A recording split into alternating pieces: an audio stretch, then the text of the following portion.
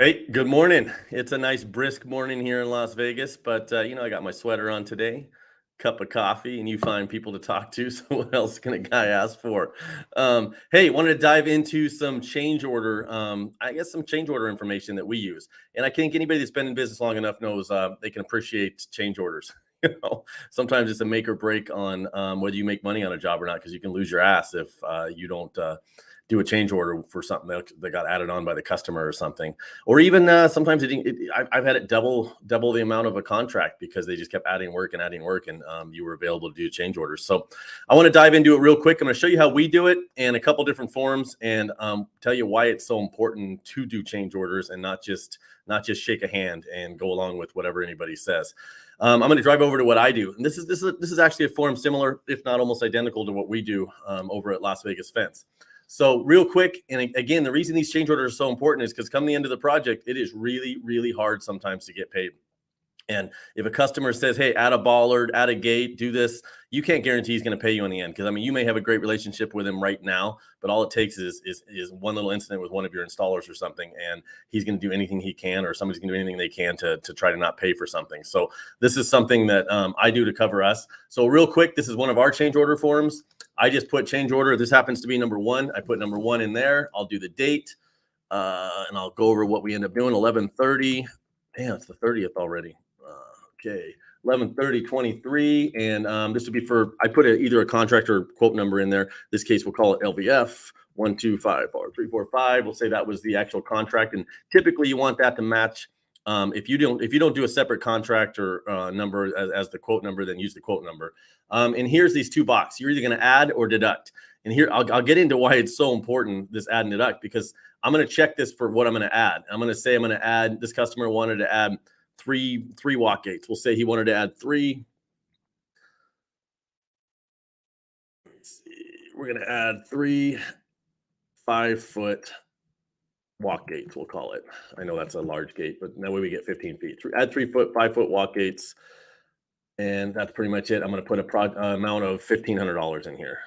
Again, I'm just making those numbers up. Here's where it is that requires the contractor's authorization. I don't let any of our salespeople or anybody or anything go out there. It basically means a customer, nobody can just fill this out. This requires our signature that we're agreeing to this. Now, here's where it gets tricky. Now, we're going to add these 3 5-foot walk gates. We're going to add 15 feet, basically, of fence, but we're going to probably add those in the fence line that's out there existing. So say we sold this customer, 150 feet of fence is what we ended up selling that customer, and no walk gates or anything on there. We add these 3 walk gates. Where's this 15 feet going? So at this point, we just added those, but the customer's still, per the original contracts, getting 150 feet of fence. So if you don't come down here, if you don't write either a note here saying deducts, which you don't normally want to do it in the same area, deducts, I could spell, deducts 15 feet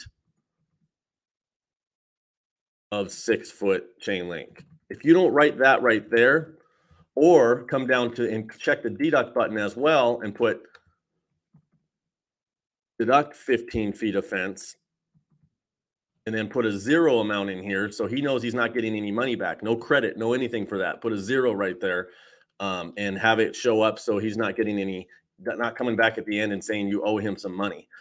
In the end, and they'll say, hey, you know what? I got a contract that says I'm getting 150 feet of fence. I got a contract saying I'm paying $1,500 for three 5-foot walk gates, and you only installed 135 feet of fence and 3-foot walk gates. And they're going to go and reverse engineer your quote and say, hey, I figured out what per foot this thing was, and come up with some ridiculous amount of money that you owe them back. And then you get a signature. And in the end, always want to have something on here that says, I understand the customer is going to sign this part. You don't do anything without this signature. This is as important as the signature that you got when you originally started doing the contract.